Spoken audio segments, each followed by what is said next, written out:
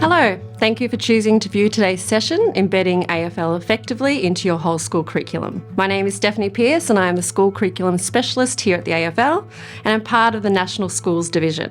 This session is the first in a series of 3 to provide teachers with an understanding of how the Australian Football League, the AFL, can be effectively incorporated into your whole school program.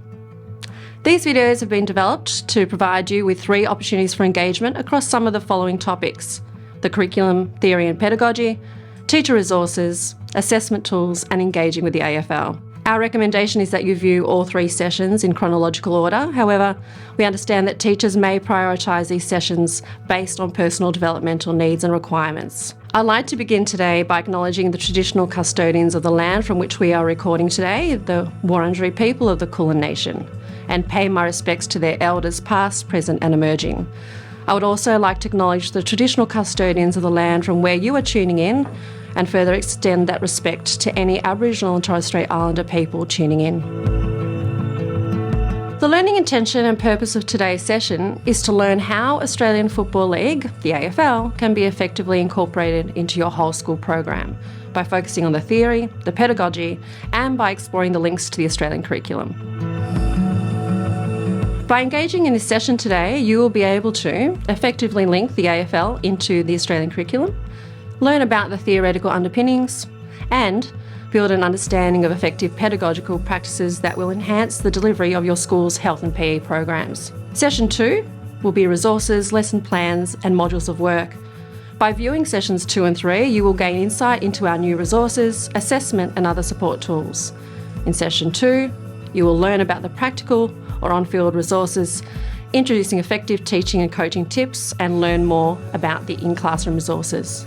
In session 3, you will learn about the assessment tools and techniques that we have adopted, including formative and self-assessment tools. You'll be able to plan for an AFL-delivered incursion in your school. You will become an AFL school member and encourage student participation in AFL outside of school. The AFL recognises that teachers, specifically health and physical education staff, face some challenges, and in these sessions we hope to address some of these concerns. According to a survey conducted by the Australian Council for Health, Physical Education and Recreation, ACHPA, HPE teachers identified their greatest challenges. Some areas that rated high were student engagement, health PE not being seen as valued, access to teacher resources, and adequate planning time and curriculum planning. In this series, we will be addressing some of these challenges. We hope to present some ideas to support you to plan effectively and showcase our new resources to alleviate some of the planning pressures and ultimately support you in your school settings. So, why choose the AFL? It is more than the game. Let's have a look at what some of our AFL stars have to say. I think we all know that AFL is a really special game, and I've seen a growth in numbers of participation from not just the boys but the girls as well. It's a really inclusive sport, and I think the beauty of it is that no matter your size, height, weight, stature, anybody can play the game, and there's a role for everybody. We intend to provide you with a greater understanding of the theory and the delivery, the practical, through both explicit teaching about our sport and the possible applications across the curriculum. The lessons and instructional models that have been included have been designed using the practice principles for excellence in teaching and learning. It is drawn from the current evidence-based works such as the Australian Professional Standards for Teachers, Framework for Improving Student Outcomes, FISO, New Pedagogies for Deep Learning Community of Practice and other initiatives. For further information, please refer to the practice principles. Our practical approaches incorporate coaching, professional learning and AUSKIT curriculum. So, what is the AFL? AFL stands for Australian Football League, and the sport is commonly referred to as footy or Aussie rules. AFL has been played for over 150 years and has been influenced by Indigenous games.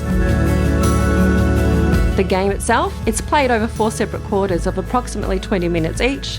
The game is fast-paced, with plenty of high scoring and action. The game is played between 2 different teams and the objective is simple: kick the football between the 2 tall inner posts, the goal posts, to kick a goal and score 6 points for your team. If you kick the ball between the goal post and either of the shorter outer posts, the behind posts, a behind is scored, which is worth 1 point. At the end of the game, the team with the highest score wins. The game is played with a unique ball that is oval-shaped, resulting in a high degree of unpredictability around which way the ball will bounce. The game is played on a large grass oval or field, commonly referred to as a ground.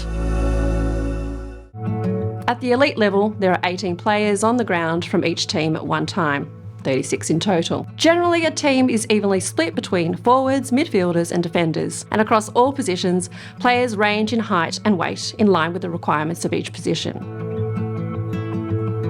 AFL matches are a great way to round out all of the skills learnt during your sessions. AFL matches encompass the key developmental challenges to assist in the participants' skill development. Matches are also a great way to foster overall participant growth through the following: teamwork, confidence, resilience, and critical thinking. Across all AFL programs, matches are adjusted to suit the developmental stage of the participants involved. There are 3 components that need consideration: positioning, communication, and decision-making. The AFL have an online platform for umpire education, the Introductory Umpire course. In addition, Coach AFL membership can be accessed by teachers and offers you the opportunity to become upskilled in how to play the game and how to implement it effectively using effective coaching practices. These self-paced and engaging modules include an extensive library of articles, videos, downloadable PDFs and activities that can be adapted to your school setting. The AFL recognise that to provide a holistic teaching and learning program that we need to focus on what we are going to teach. In this case, the content. What is the content? Well, we can teach the on-field components, which is the practical parts of the game, including the skills, gameplay, etc. And all of our new resources are linked to the Australian curriculum, Victorian or New South Wales curriculum. Who? Informed by educational authorities nationally or state-based across all sectors, other influences include ACARA, the VCAA, New South Wales Department of Education, the Victorian Department of Education, and so on. We also need to focus on the how, which is the practical application of this. So, how do we deliver the information effectively? Hence a focus on pedagogy. The why is to assess. We need to assess student performance and measure growth. This supports the mandated reporting requirements. The Australian Curriculum Assessment and Reporting Authority, ACARA, highlights the aims of health and physical education, Foundation to Year 10, and the benefits. To provide ongoing, developmentally appropriate and explicit learning about health and movement. Just drawing on a couple of points.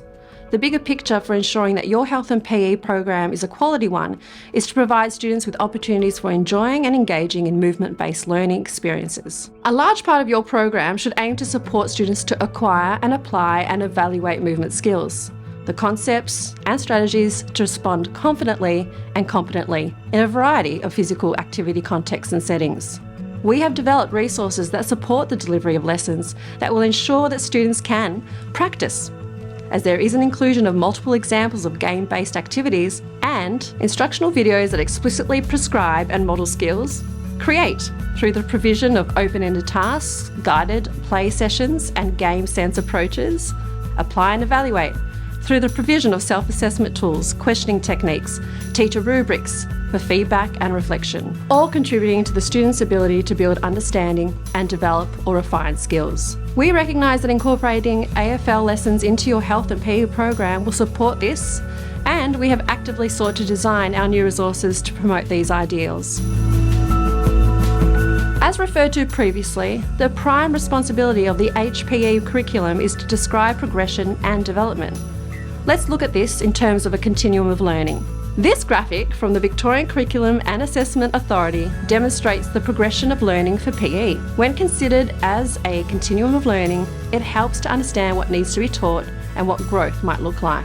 It shows the increasing levels of complexity. This is important to understand, the planning and delivery of content to ensure that teachers are catering to students' diverse needs. It supports differentiation. Further to this continuum complements the use of assessment rubrics, particularly when used in a formative way, which we address in video 3 in the series. As mentioned, our teaching methodology includes techniques derived from the AFL junior coaching curriculum. Other in-classroom units draw on other evidence-based practices that we will address shortly. As an example, some well-established teaching techniques that have a physical education application include the following. Teach. Teachers should explicitly teach the skills. Demonstration. Communicate key components of the skill to be taught. Practice time. Provide ample opportunities to practice. Repeated practice will be necessary for a student to master a skill. Provide feedback. Linked to the success criteria, feedback should describe student performance. It can be instructional to support growth and improve performance. Keywords. Highlighting key vocabulary is important. For example, link the word step to the action of stepping forward during an overhand throw. By hearing or saying the word step, the student is reminded to step correctly when throwing. And finally, purposeful instruction. Be brief, be clear, keep focus on the purpose of the lesson. Refer to the learning intentions and success criteria throughout the lesson. Let's talk about differentiation. Included in our lessons is the Change It Up approach. This guide has been developed in partnership with the Australian Sports Commission's Active After School Communities, the AASC program, and the Schools Network.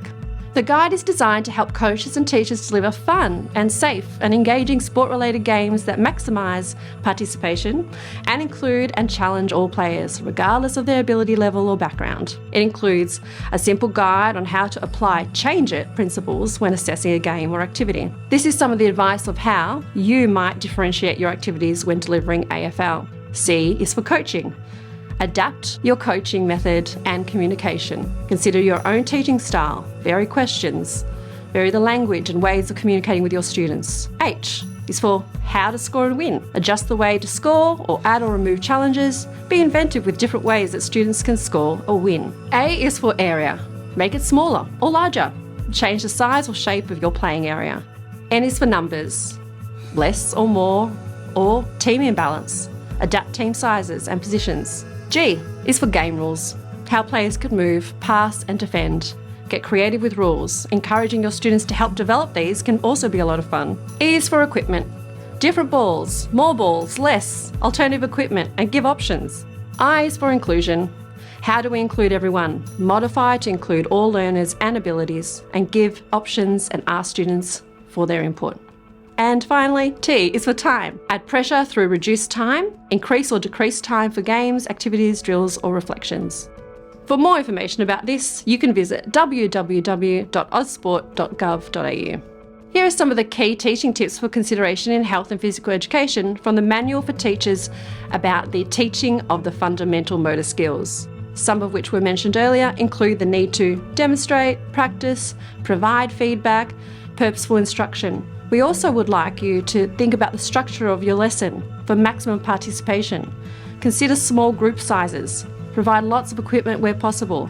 Avoid long wait times and queues. Give as many students the ability to be on task as possible. Allow students to achieve success. Create learning intentions and success criteria so students know how to gain success. And of course, understand your students.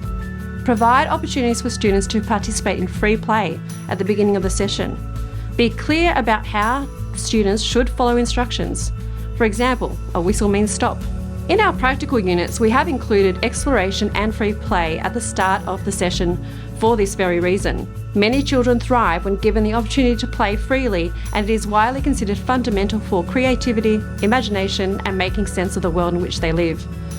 Exploration, free play and guided delivery will provide students with an opportunity to explore and develop their skills, and being able to play and get their hands on a ball to play and explore before explicit teaching begins. In addition, it gives the students the chance to be better informed about their current skills and ability, supporting the use of the self-assessment tools for the use of pre-assessment purposes. Today we are focused on two aspects, theory and practice. Our first session centres on what the research says is important for the effective delivery of the health and physical education curriculum. We will share some of our new resources, provide you with an understanding of how and what has been developed, our assessment tools and product offerings in videos 2 and 3.